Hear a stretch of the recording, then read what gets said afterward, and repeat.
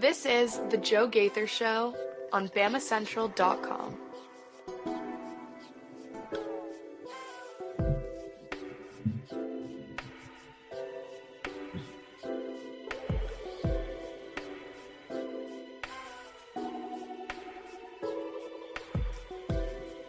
Good morning, Tuscaloosa.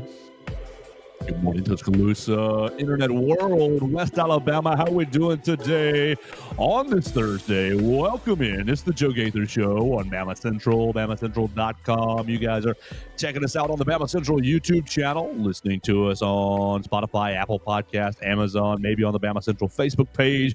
We appreciate everybody who's finding us on their favorite podcast, Spotify platforms, internet platforms, listening to the show. Gonna have a fun show today. Katie Windham back in action today. She's gonna join us about 8:30, about 30 minutes into the program. If you're listening to this on playback, Katie Windham's gonna join us to make us a whole lot smarter. We missed her last week. We're going to have a lot of fun today with our friend Mason Woods. We're live in the Derek Daniel State Farm Studios. You can follow Mason Woods at MAWoods_ on the Twitter machine, reading all of his recruiting work for the Walsh Riding Network. We're going to have fun in the Derek Daniel State Farm Studios. We're right here off McFarland Boulevard, just past the Tiger Rock on the left. You can call Derek today at 205-758-3391 for all of your insurance needs. Red Reese and Victoria are upstairs. They would love to speak with you. They would love to give you a quick auto insurance quote. Make sure that you understand your policies, understand your coverage, and make sure that you know that you got somebody local that has your back. Call Derek Daniel and his team at 205-758-3391. Going to have a little bit of fun today. What did I write down on the sheet today, Mason Woods? I wrote down, I want to talk about top 10 college football jobs. I want to talk about Nick Saban's new college football job, maybe. And I want to talk about Alabama softball last night. Obviously, we will wait for Katie to join us to let us know Alabama softball losing to South Carolina 6-2. They opened up. Audrey Vandergriff hit a leadoff home run. I guess it was the first. I read it was the first Alabama home run to lead off a game since 2019, and I thought, "Oh, great! You're rocking and rolling. Here we go. First batter over the fence." They got a lady. They ended up working a lady all the way to third and into score that same inning. Two runs in the first inning. Nothing else. So the ladies are done in the SEC tournament, losing to South Carolina. We will hear from Katie Windham about their postseason prospects. Obviously, they will be in the postseason. We can just go ahead and spoiler alert. They're in. And just like last year, you're right there on the line of are you hosting a regional or not? And so, like, you know, all you guys that have jumped ship this year, this team stinks, this team, I don't like them, blah, blah, blah. Well, they could be hosting a postseason regional again. And so I think the team's done fairly well in a very difficult SEC. Obviously, could be better. We're not going to shy away from that. But done fairly well in a really difficult SEC. And we will hear from Katie Windham about 25 minutes from now, 30 minutes from now. With that, Mason, good morning. I'm going good morning, you know. Oh man, you all right? Yeah, doing I good. know, that was just like I just had to get it all out. I'm sorry. No, I got to lock in here. You know, I had to. I got to wake up a little bit. No, I'm doing good this morning. Happy to be here. You know, as always on the show. You mentioned covering the recruiting. I did get to cover a couple things. Tidbits. Alabama, you know, seems like everybody wants to name Alabama as a finalist over the last couple weeks or so. And you know, last night there was another one. Came, you know, late afternoon or so, 4-star athlete Roman Voss, and probably going to be a tight end, I think, maybe a safety. He plays quarterback, tight end, and safety, and some cornerback. Like, he does everything. Seems like he's probably going to be more of a tight end though. I think he's like 6'4", 240. You know, right? You know, pretty good athlete. Seems like wasn't able to gather a whole lot about him. There was not really even stats available for him online anywhere that I could find. So. You know, I reached out to him to see if I could maybe hear back, but nothing back so far. So maybe we can get something in the future. Roman Voss. All right. Good name. That is a great name. Good name. So here's a ancillary project. If you're bored, if you get bored and you're like, man, I haven't written anything today, which that never happens to you because you're always writing stuff for the Walsh Riding Network. But if you ever have like a writer's block moment, That's what you ought to do. Scroll through the 2026, scroll through the 24/7s, the On3 Sports, the Rivals, and make your own all 22 name team. Quarterback, Johnny Heisman, running back, Speedy McPeterson, We've already got Booby Feaster. Perfect. I didn't want to make one. I didn't want to put some bad name on a kid, but I like Rock Rock Montgomery would have made the list. A great one. From Alabama a couple years ago. That was a great one. Justin Okoronkwo a couple years ago too. I mean, not as much. I mean, yes, the German name, but we were looking for Booby Feaster is a great one. Goodness gracious. Does Sedarian Morgan have a nickname? Not that I'm aware of. Like Cyborg, like Killer. CM1, I think, is kind of what he does. So there's an ancillary idea. If you ever get bored, hey, all name team. Here's the best names that Alabama's recruiting. Just from an aesthetic. What was it? The Coldest Crawford. Oh yeah, he spent so long in college too. The Coldest Crawford, because he went from LSU Nebraska. For a while, and he was at Nebraska. That's where he did his infamous HVAC ad. Oh man! Next, what was it? Key and Peele. Their skit. Yeah. So there's an idea right there. Okay, so let's have a college football conversation before we get Katie Windham on, and let's go with the easiest stuff first. Let's talk about. Look, y'all follow On3 Sports. You're all up with Andy Staples, Ari Wasserman, talk show hosts, kind of pundits, writers. These guys recently put out their top 10 jobs, their top 10 college football jobs. And I have always been in the camp that Alabama is a top 3 job. I mean, debate with your mama. You can say 1, 2, or 3. It's fine. I agree with you. 1, 2, or 3. I agree. But these gentlemen who do cover college athletics and are very intelligent, I will say that on the outset, have Alabama at 7. Have Alabama as the 7th best college football job in the landscape of the NCAA right now. Obviously, NIL is probably a little bit of a factor in this. I'm not going to cry too much about 7. I'm going to cry about some of the names that they have above 7.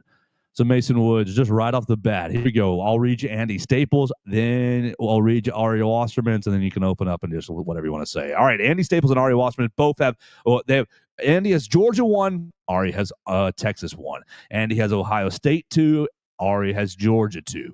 Andy has Texas 3, Ari has Ohio State 3. Oregon 4 for both of them.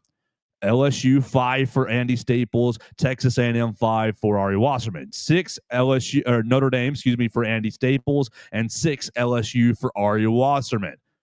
There we go, and now both Alabama at 7, 8, 9, and 10. Michigan, Clemson, Penn State for Staples, Michigan, Notre Dame, Oklahoma for Wasserman.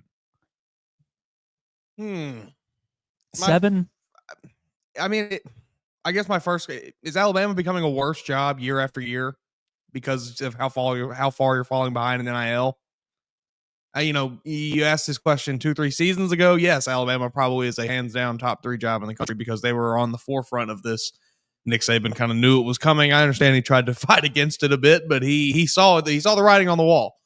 But now Alabama does not have $40 million to throw at a roster like some of the Ohio States, the Texases, and the Oregons have, the Texas A&Ms, and so on and so forth. Notre Dame, even Michigan, a lot of these teams.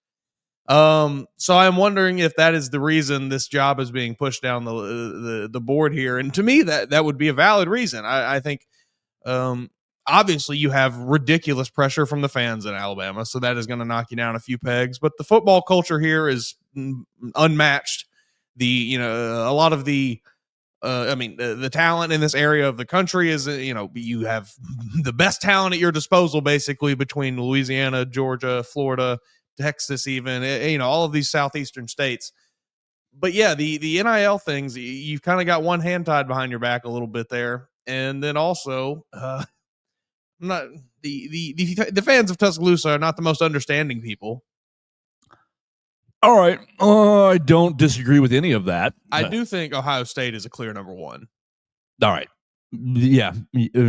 Over Texas? Yes. Because the pressure is like you get there's so much more breathing down your neck at Texas than there is at Ohio State to me. At Ohio State, I think everybody up there, they know, like, they're Ohio State. They're the team. They're the team, but you like, if they didn't win the national championship this year, it would have gotten really, really bad for Ryan Day. Maybe it would have, after losing to Michigan, Yeah. it would have gotten, I think, really, really difficult for him. Yeah. I think you're right that Ohio State probably is the clear number one because of I'm sorry, outside of your top 3 or 4 teams in the Big Ten, who are you competing with, really? Then you have enough money to just go get the skill position guys that you can't necessarily recruit out of the transfer portal. Right. So I agree with you. Ohio State needs to be 1 or 2 on all these lists. I don't like the Georgia in the top 3 for both these guys. Like, of course, Kirby has built it into a monster, and I don't want to disrespect Kirby at all. I don't want to make it sound like it is disrespectful to him, but they're dealing with a little bit of the same elements that Alabama is, but I think Georgia's a little wealthier just as far as the NIL goes, but largely the same. We're talking minuscule. We're talking degrees here. We're talking same families, just degrees of differences. I think their degrees financially probably a little better, but 3 seems just overrated to me. 3 or 1, both of those. I would place Oregon over to the Georgia job. Yeah, to me, it's Ohio State. It's Texas, Ohio State, Oregon, in whatever order you want it. Those right are the now. top 3. Yeah, and then it's, to me, I'm sorry, this is Homer, but Alabama's 4, just on programmatic tradition is such a big thing to me. Nick Saban comes here in 2007. Does Nick Saban, we've played this game before, maybe not on this program, but when Nick Saban leaves the Miami Dolphins and comes to Tuscaloosa, if he goes to anywhere else, pick your school, I don't care. If he goes to anywhere else, does he turn it into the same juggernaut in the same fashion? No, I would argue no. Yeah. I would argue Saban still wins national championships, probably more than 1. Does he win 6? I would say no. And does he win his first one in 3 years? Does he go undefeated in his second year? I would say no. I think the infrastructure, it was bad in 06. It was, crumble, building falling apart, crumbling, kind of thing. But the base was there. Yeah. You just needed somebody who could work with what you had and not just continue to crumble what you had, which is kind of what they had been on a run on there for a while. Nick Saban looked and goes, just need to rehammer this board. You gotta get some Bondo over here, pour some concrete, and this bad boy's gonna be rolling. I think him coming to it's Nick Saban extremely special, and I don't want to take anything away from him. Absolutely super special, but it's the marriage with the University of Alabama that it just make you see that that meme that like has all the neurons firing. It's like both together make the neurons fire. I think Alabama. I think Clemson is a bit underrated on this list. Would you take anyone over Alabama at 4? I have a hard time. I have a hard time going Alabama over Texas, Oregon, or Ohio State based on the money. Based on the money, based on the branding, all of that. The money thing, obviously. But at 4, get out of here with Texas A&M at 5, Ari Wasserman. Get out of here with even Notre Dame, even LSU. Yeah. Clemson intrigues me. Why? Feels like there's just not a lot of pressure over there. Everybody's just happy to be here. Your fans are going to follow you around no matter what you do. You're going to carry their $2 bills with them. Yeah, except for Tyler. Tyler in Spartanburg. Why do you deserve $4 million, Dabo? Now that Dabo has turned them into what they are, if you're stepping into that job, you're already up at this level on recruiting, and that you carry that power with your name already. So that job just intrigues me basically because there's just almost no pressure there. I think there to an extent, sure. But I think a lot of it is just, hey man, if we're relevant, we're pretty happy. We're a little old Clemson, so I would maybe put that job higher just for that. Now, as far as actually competing for stuff and having the money and the resources, I don't know where they stand. It doesn't seem like they have a ton. I don't know that they've actually done it, tried, right? I don't know. I do think they're invested in NIL, sure. But I don't think that they've really hey, We got to get to $100 million. Yeah, I don't know about Our NIL is God. Yeah, do they even have a collective that we know of? Like I don't know of one. But no, that job it seems better than 9 or not in the top 10 at all to me. Their NIL their collective is the Clemson Exchange. The Clemson Exchange, Rain, I think is what it's called here. All right, great. Clemson's Tiger Impact. Clemson's Tiger Impact. So they got a couple of little Tiger Impact founded on April 2020. Yeah. All right, we're trying. I just think you're going for the clickbait here, having Alabama at 7. Yeah. And we're falling for it, but we're also appreciative of the easy content here. Just all right. Andy Staples list: LSU at 5, Notre Dame 6. I don't really have a whole lot of problems with anything other than those two. Georgia have a little problem. Like, is the Georgia job better than an Alabama job? I don't really think it's any different. Yeah, I think they're virtually the same.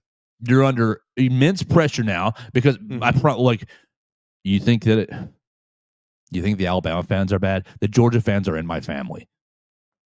The Georgia fans are in my family, and my father is telling them, remember when we only won 8 games a year? Remember when we only won 10 games? My father is the objective one, and I love him for it because people are, Kirby didn't win a title at family reunions. They failed. Kirby didn't win. Didn't win. And they had a smaller taste of it.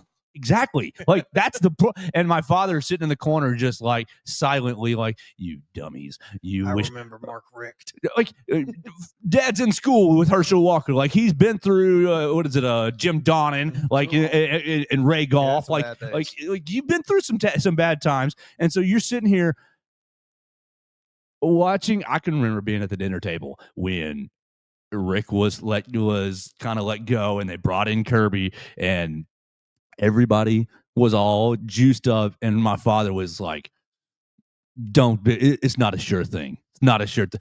My dad was all, we've won 8 or more games for the last decade and a half. We've been doing good. That was my thing. He was like, this could turn out to be crumble. Yeah. But he's like, he acknowledged that it could have been, and obviously it has been now national championship worthy. But now the flip side, Kirby's taking you there, and now any year that he has it, last year, them dogs are just no good. Them dogs stink all year long. I'll get it. Georgia, they were struggling on offense a little bit with Carson Beck and to run the football. Carson Beck's terrible. The worst. It's like you must have forgot some of the bad quarterbacks. You saw Joe Cox play quarterback at Georgia.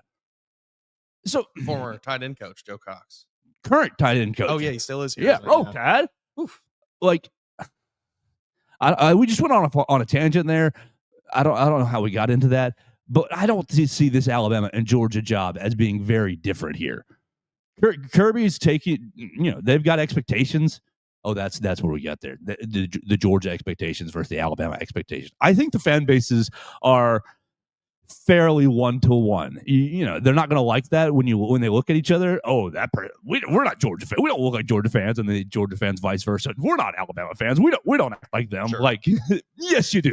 You both act the same exactly. Mm-hmm. Have the same pressure. You didn't win by 40. Terrible game. So I think the coach, like the pressure situation is the same. The competition is the same in the SEC. The recruiting base is largely the same. Sure. What am I missing here that makes Georgia 1 and Alabama 7 on Staples' list, or Georgia 2 and Alabama 7? Is it just recency of wins? Maybe. I don't know. The only thing I can guess is that they have some information about the NIL that maybe we do not. But from everything I've seen, I don't have any reason to believe that Georgia is up there with the Texases and Ohio States as far as what they're spending on their roster. So I do not know. Like you said, probably just, and we're falling for it, probably just a little bit of a clickbait thing. Well, it's the off season. The Staples is the same guy. I'm pretty sure Staples put Auburn in his in his too early top 25, like what, 6 weeks ago, 5 weeks ago, and it was like, oh, I can't believe you would do that. I'm like, they might be. Joe Cox did leave us, by the way, for Ole Miss. No. Yeah, he is at Ole Miss. I thought I remembered that. He went over there with Lane. Oh my gosh, yes. Brian Ellis is the tight ends coach. What a dummy. Brian Ellis coached the tight ends all year last year. Okay. Joe from Georgia Southern, former offensive coordinator from Georgia Southern. Where are we here? Oh man, I don't understand what makes Georgia that much better of a job. I truly, and I'm trying not to be a homer here because it's hard for me to admit that Texas is as good of a job as it is. But I just Ohio don't see State, it. Ohio State, Texas, and Oregon. Those Come on, are guys. Very clearly your top three.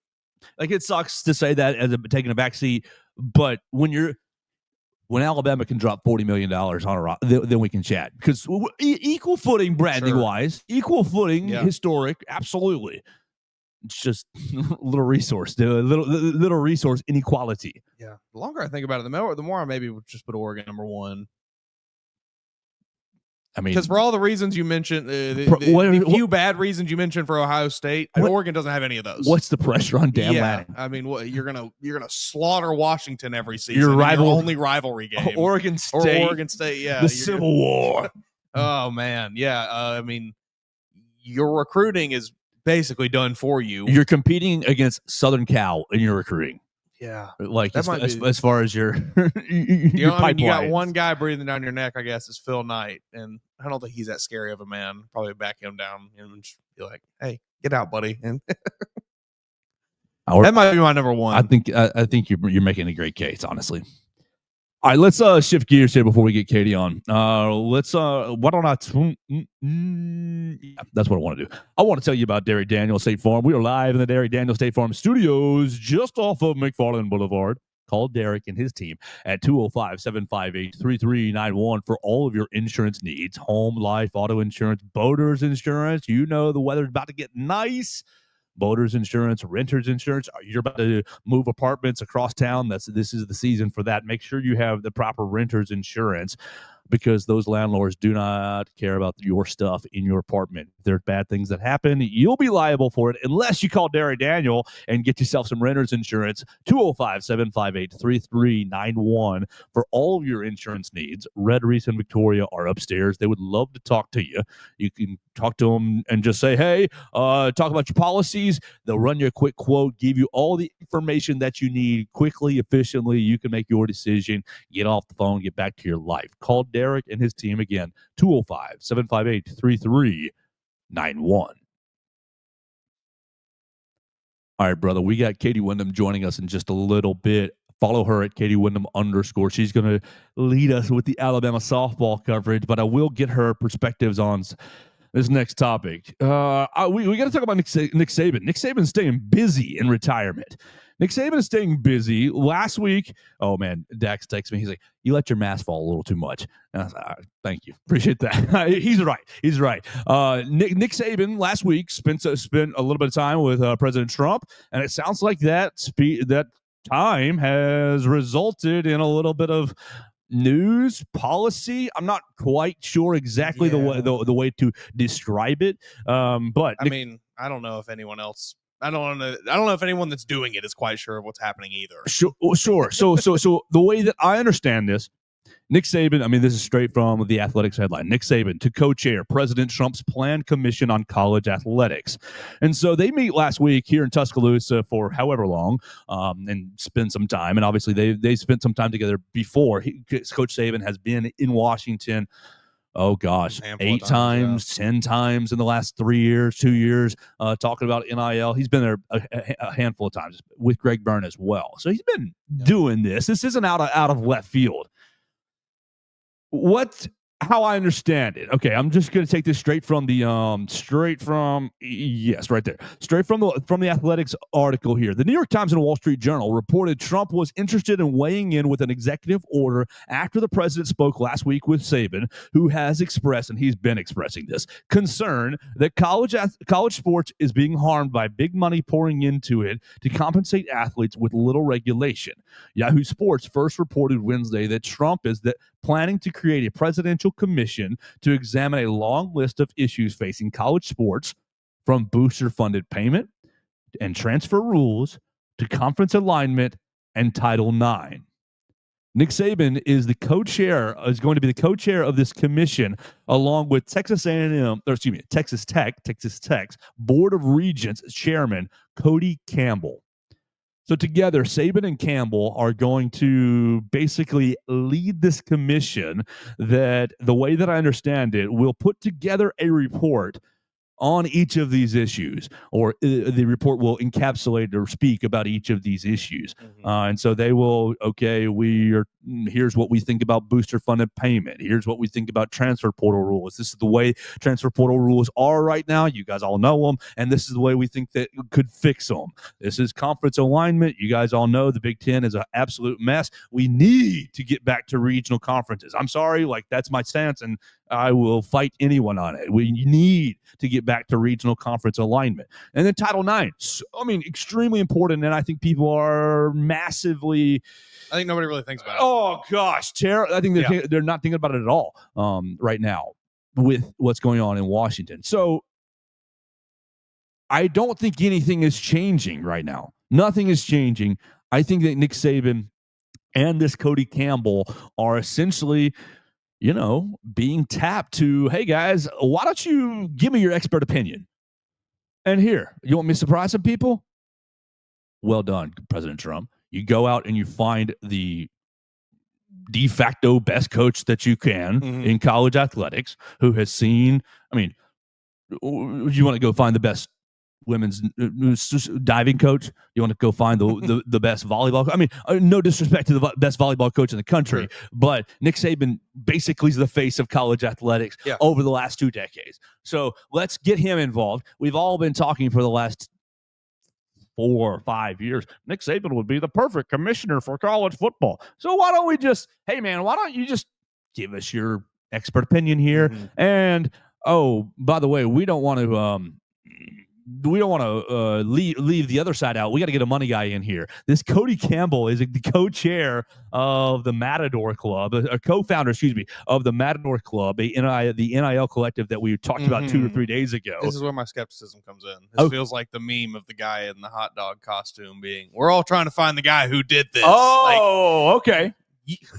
We just got done ranting about how Texas Tech has spent all of this money and they've raised all of this. That's the exact problem. It's exactly what he did. It's like, well, I don't really know that he's going to be the guy to fix it. I think he's going to be there to keep Saban from trying to fix it. He's going to be there to say, well, yeah, but we need to make sure that everybody can make all their money and that we can get our hands in everything. I don't think he's going to be there to make things go smoothly at all. He's there solely to keep the rich guys happy. You don't think that he's there to say, we're paying these athletes X million dollars and my business isn't getting any better? We're paying Billy. This is the first year they've done it, so I don't know. We'll see, I guess. I'm paying Billy Sports Ball to be my spokesperson, and his commercials, nobody's clicking on his commercials. Maybe. Possibly. I hope that's the case. I'm weary. So Mike Florio this morning, who I do not care for. No, I'll just say it. I think he's not a very good media person. I've heard people say that he writes NFL fan fiction, and I tend to agree with that. Yes, absolutely. Yes. But he blasts Nick Saban today. He goes and, Nick Saban needs to stay retired, and goes, Nick Saban swooping in to protect the system that made him millions of dollars. And Nick Saban, swooping in to keep the money out of the kid's pocket. I don't know enough to say yes or no on any of that. Now, because, look, it is unregulated. For the kids are, the athletes are seriously taking advantage of the system right now. Yes, absolutely. They hold every bit of the power.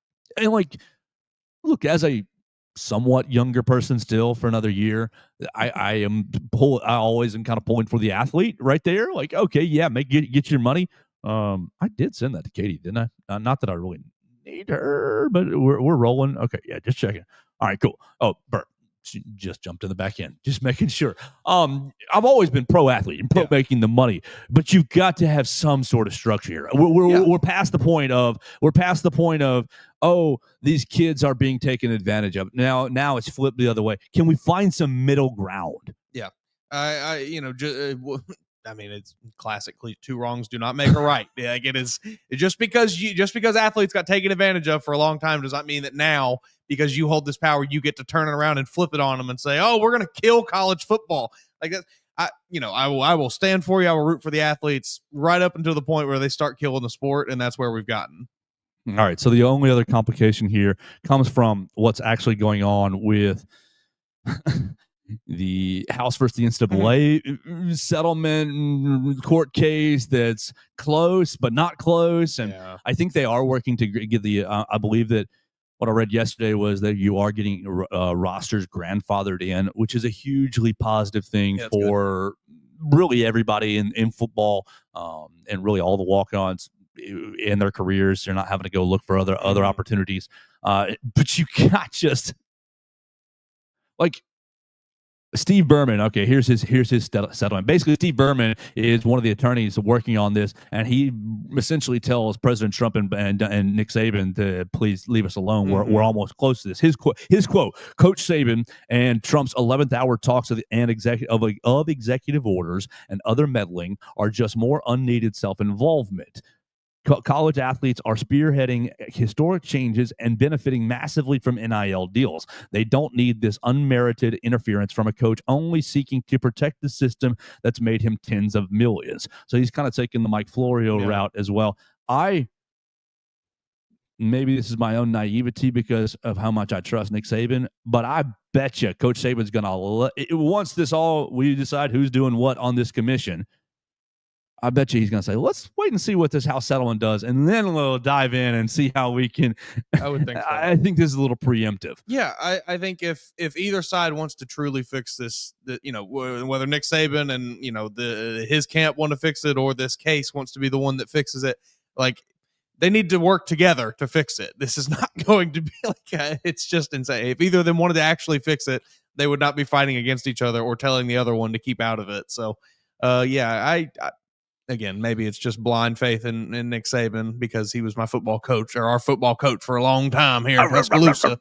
But I trust the man. I think he truly has the sports interest in sports best interest in mind, not the big wigs, not the university, like the actual the sport of college football. I think he has its best interest in mind. Absolutely. Let's shift gears and get a lot smarter. Everett Osmer is already leading us on our way with a comment. Let me tell we're going to play our Warren Tire ad. Then we're going to get Katie Windham in. We're going to talk about Alabama softball. We will get her opinion on, or her perspective on, Nick Saban's new job. Little college football. Is Alabama the 7th best college football job in college football? I've got a lot of questions for Katie from last week and this week. So let's get into it. All right. After we tell you about Warren Tire. So my name is Russ Warren, and I'm one of the owners here at Warren Tire. We started in 1961. My granddad on University Boulevard, so we've been kind of a staple here in the Tuscaloosa and the University of Alabama community since then. And so thankful to be in the 3rd generation. And we have 2 locations now in Tuscaloosa. We're right here at the 15th Street location right now where we just do tires, brakes, and alignments mostly here. Our university location does oil changes, engine work, air conditioning work, front end work, the whole 9 yards. And so any of our 2 locations, you can come check us out.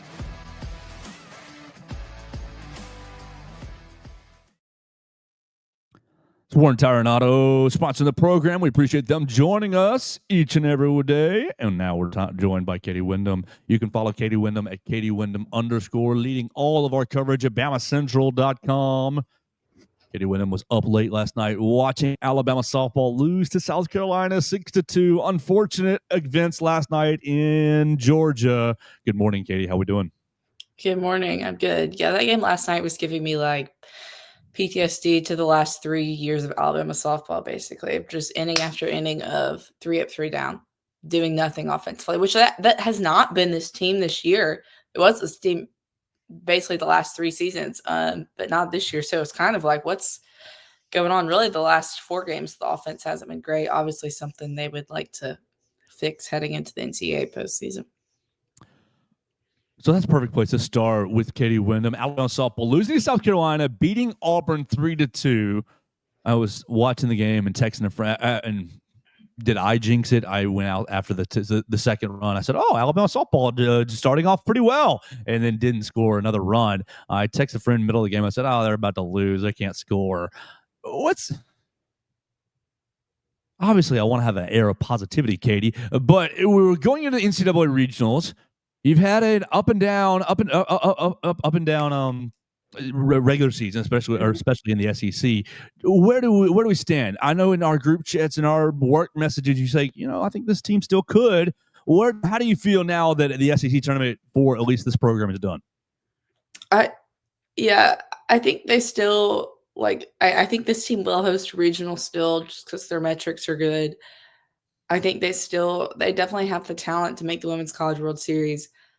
I will say my attitude now compared to today's Thursday. So yeah, literally 1 week ago when they ruled South Carolina in game 1 of the series against the Gamecocks. And this team had the opportunity to be heading into postseason really peaking because they had won the Oklahoma series. They lost the series at Florida, but they could have won that series. Then they sweep Missouri. They go to South Carolina. They ruled that first game, and you're like, wow, they could win 3 of their last 4 series in SEC play, have all these top 10 wins. Things are really rolling. Pitching's really turned a corner. Offense is continually doing good.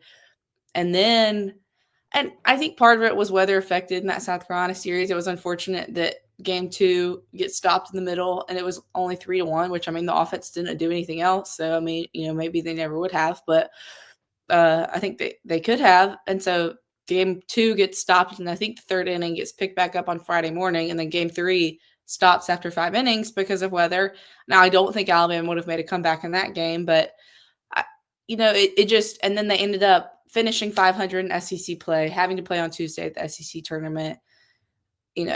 A lot of things that this team did not want to do ended up happening because they lost those last 2 games at South Carolina. And so I think, okay, you kind of killed your momentum going into postseason. Can you turn it around? But really, even after they lost that game, they kind of had a good path in the SEC tournament. They play Auburn first, who is probably the most ideal team for them to play the first round. Metrics-wise, even though Auburn was last place in the SEC, they were actually higher in the RPI than Alabama. RPI is kind of weird in softball. But so that gave them the chance to get a quality win in the first round. And then they were going to play South Carolina, the team they just played. They just ruled but lost the series. So you probably want revenge on the mind. Murph talked about that on the set after the game. When they beat Auburn, Caleb Rowe told SEC Network before the game, they're kind of talking big talk. We're going to win this game. We want revenge on South Carolina. No motivation needed. They start out well, like you said. But really, that first inning, they have runners on second and third with 1 out. They've scored 2 runs already. Great start. Lead off home run from Montre Vandegrift. And then Brooke Elstad laid down a bunt. And even on the broadcast, they kind of talked about, was that supposed to be a squeeze bunt? Did she just do that on her own? Because squeeze bunts are an effective thing in softball a lot of times, but Marley Giles she didn't have a big lead off third. She wasn't trying to score. So that kind of killed the momentum, which Brooke Elstad has been one of Alabama's best hitters this season, their RBI leader, but I think she's 0 for her last 13. She was hitless against South Carolina in the series. She was hitless against Auburn. And so, maybe she's just in her head a little bit right now. But you would like to think, maybe at least in that scenario, second and third, 1 out, she could get a sac fly or something. Instead, she gets an out. And it really seemed like from that point on, the momentum was just in South Carolina's favor. And so this team has not looked great the last 4 games, obviously. I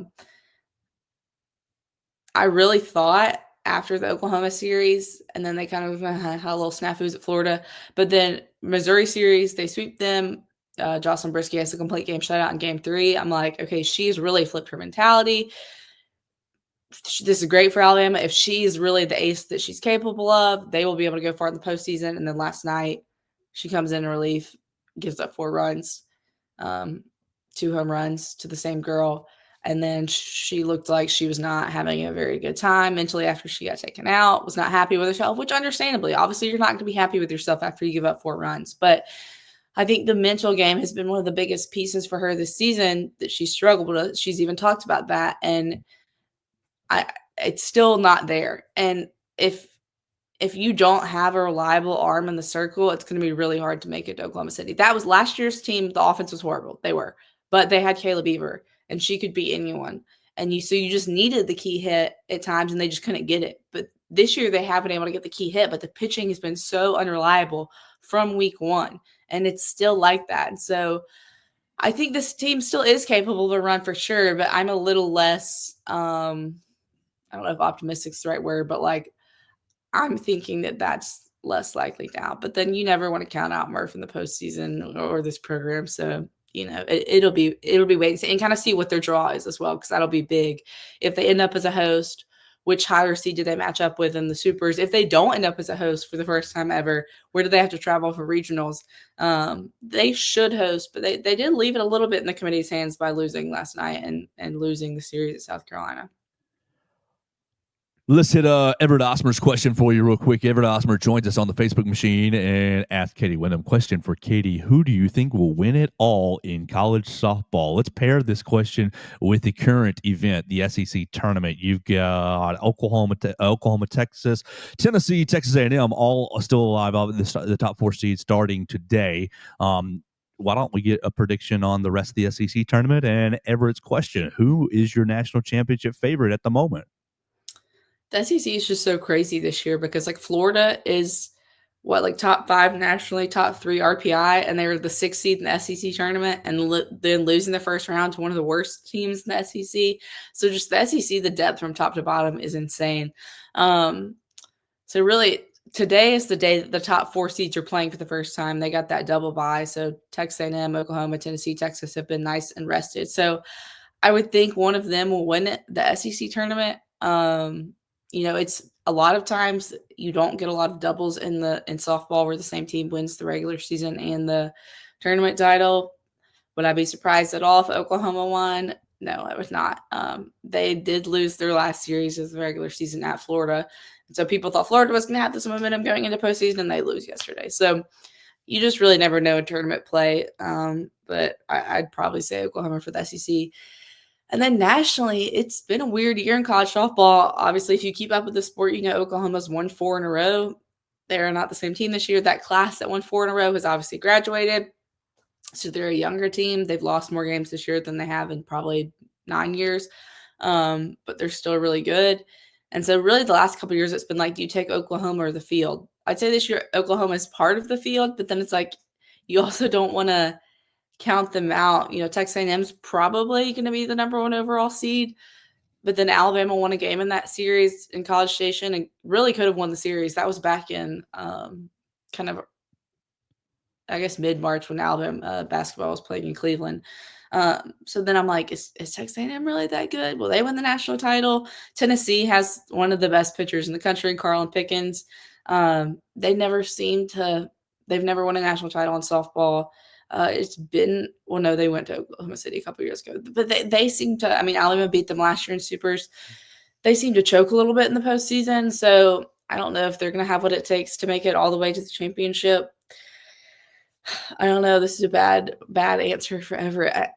It's like, a lot of people have thought all year it would be Texas, but then they got swept by Oklahoma. So I don't know. Maybe we'll go with Texas for now, and I'll say that, and they'll probably lose today and then look like crap in the NCAA tournament. Don't worry. There's no penalty for being wrong. We're not at any gambling window here. Katie Windham, we missed you last week, so I think I don't want to step on you. Go ahead, Mason. Yeah. Okay. We missed you last week, and we were talking about NFL draft. Excuse me. I'm sorry. I didn't know where we wanted to go. Okay. That's my fault. I thought we were almost telekinesis, but we weren't. Well, we had talked about the little bit of Saban stuff. Maybe if we have time, we'll get into that too. But yes, NFL draft. Really, I guess just get your reaction because what we did we have the opportunity to talk about any of it at all? Yeah, just get your reaction to the first round surprises that we had, and then really the rest of the draft, which I think kind of played out the ways we expected for the Alabama guys. I'm sorry, Mason. Yeah, I did not expect Tyler Booker to be drafted that high, but good for him. I'm glad a team believed in him enough to pick him that high. He seemed like he was real fired up to go to the Cowboys. So I think that'll be good for him. Jahad Campbell obviously could not have worked out better for him I'm sure he would have liked to get drafted higher in the first round, but as far as where he ended up, being a kid that grew up an hour from Philly, a team that's going to be a Super Bowl contender, I would think I don't keep up as much with the NFL, but I would think, for years to come, the Eagles are at least going to be in that conversation. So, good for those two guys. Maybe we talked the week before. Maybe I talked with Hunter on Adjustment that we did about how many guys would get drafted in the first round of it could be 3, it could be 1, it could be 2, it could be 0, but like the most likely number was kind of 2. It was like Jalen Milroe was there. Will a team take a gamble on him? But then obviously there was all the drama with Shadur. So, I think Jalen ended up in a good spot. Robbie Oots was kind of a surprise to the draft for me. I didn't think he would get drafted that high, but clearly the Seahawks have some like vision in mind for him that they've been talking about, wanting him to be more of that fullback. So good for him, because I feel like that's not as common of a position, in the NFL or college anymore. So I think there was it was a little surprising maybe that Oots got drafted and CJ Dupree didn't.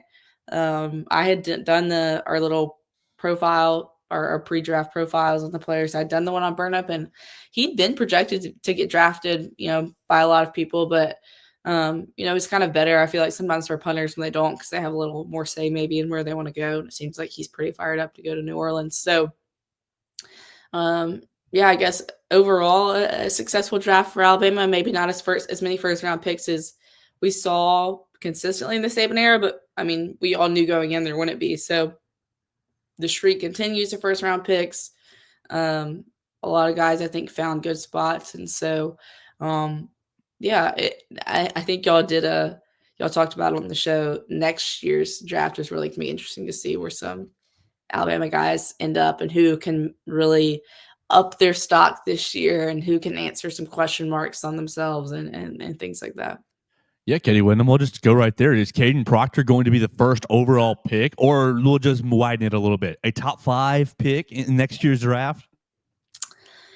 I feel like tackles have been so weird for Alabama, because some guys, like you think about like an Evan Neal that was like, he was, at the time he was talked about being a number 1 overall pick, and then his like ended up being a little bit of a flop in the NFL. I think I saw recently that he's like moving to guard. JC Latham was a high pick. I'm trying to think of some like the older back in the day guys. I think one of the Quanjos was like a top 15 pick, had a decent NFL career. But it's just, I feel like it's so hit or miss. Obviously, Caden Proctor, since he was high, his size is just like so, his physical size, like the way God has made him is like so like built for the NFL. But then he has had such a unique career, obviously.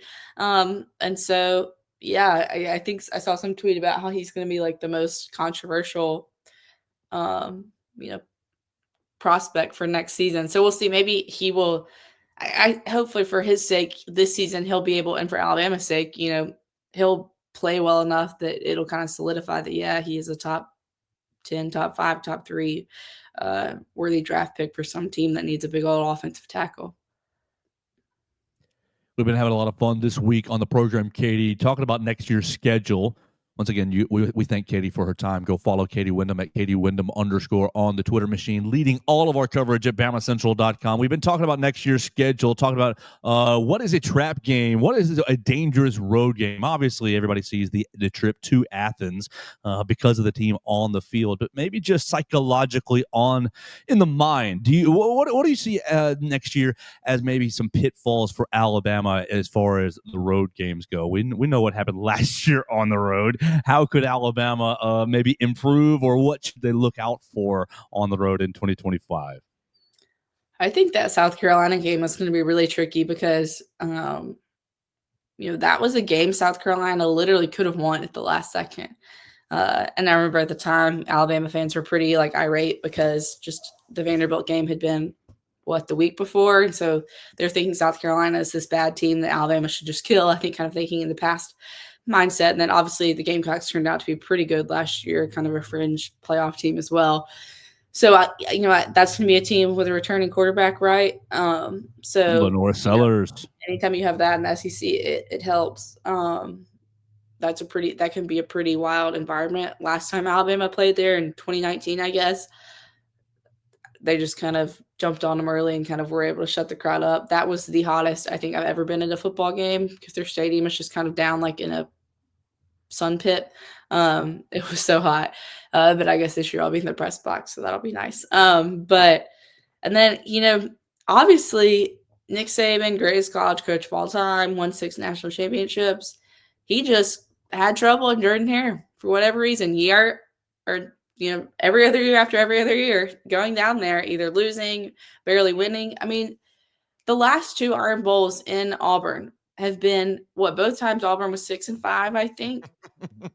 Just silly games. Really, like Preposterous the football one games. I'll never really be able to get over is 2021 when like you have literally Bryce Young as your quarterback and Alabama had 3 points with a minute left.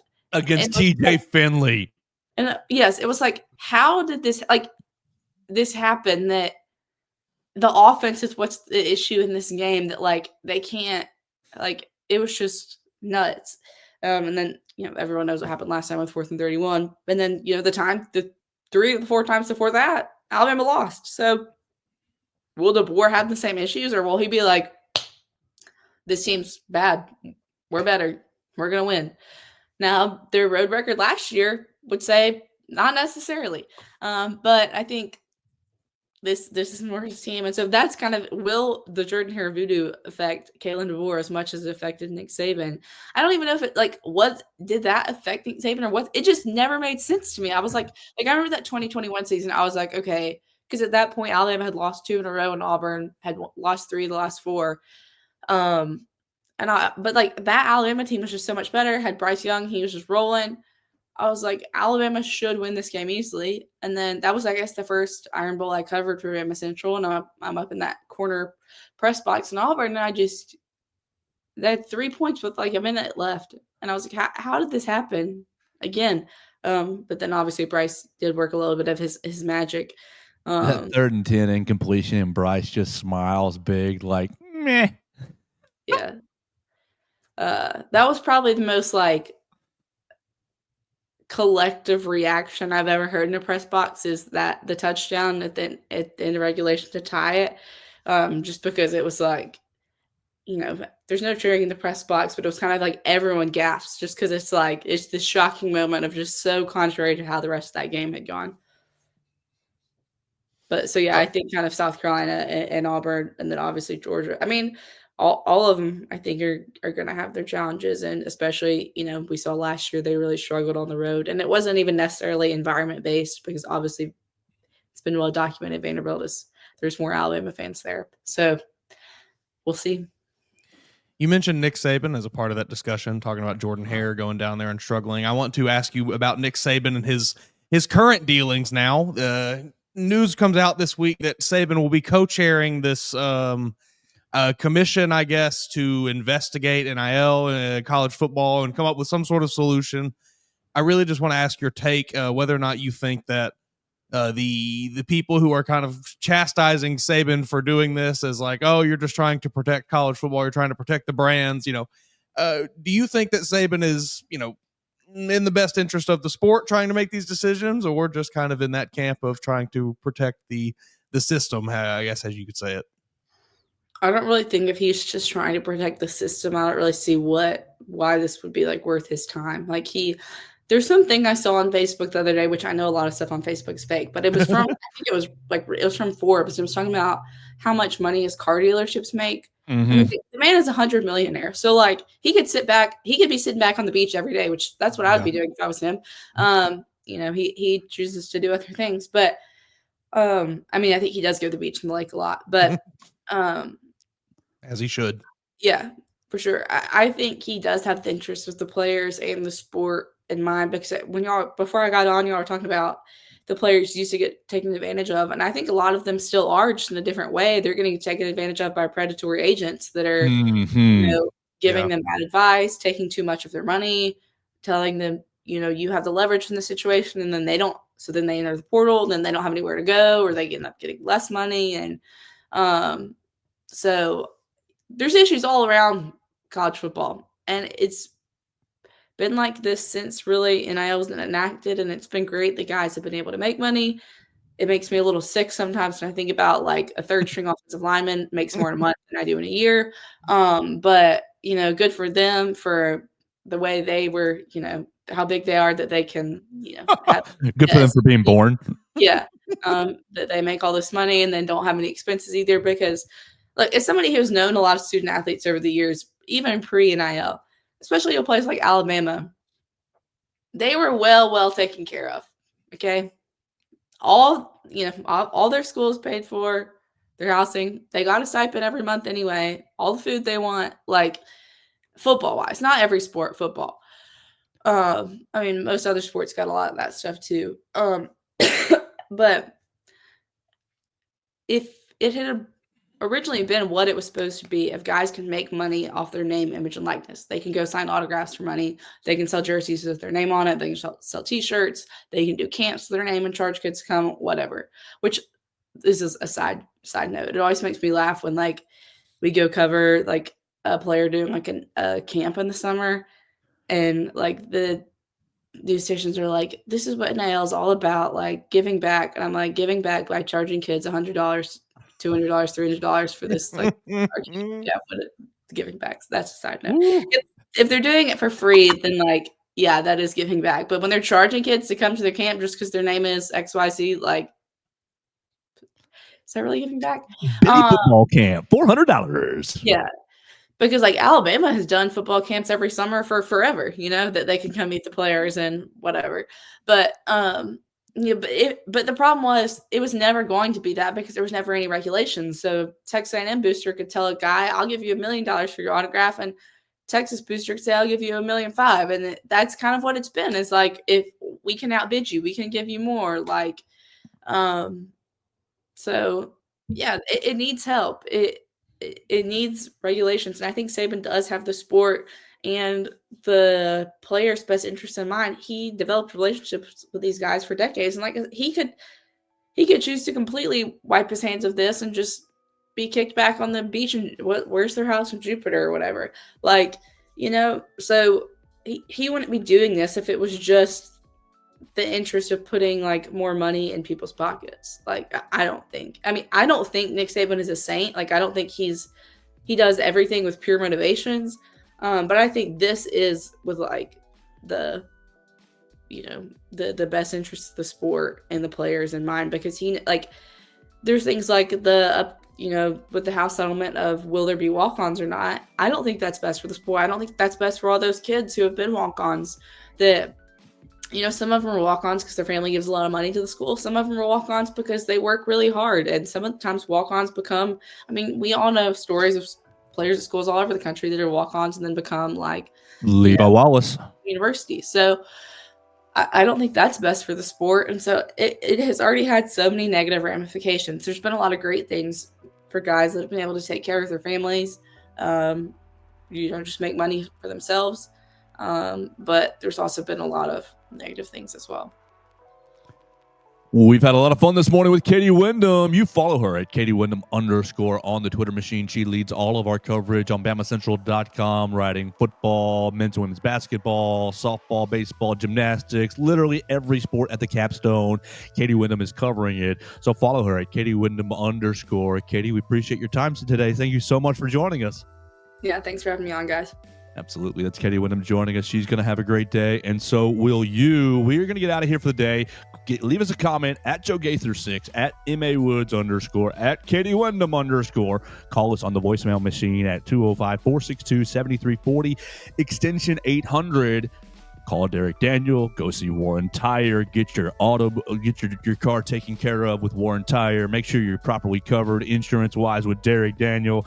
We're going to get out of here for the day. We're going to talk to you again tomorrow on the Joe Gaither Show on Bama Central and BamaCentral.com.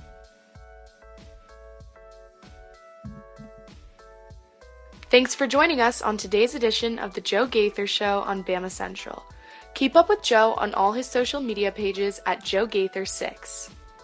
Subscribe, rate, and review the show on Spotify and Apple Podcasts, and be sure to read us daily at BamaCentral.com.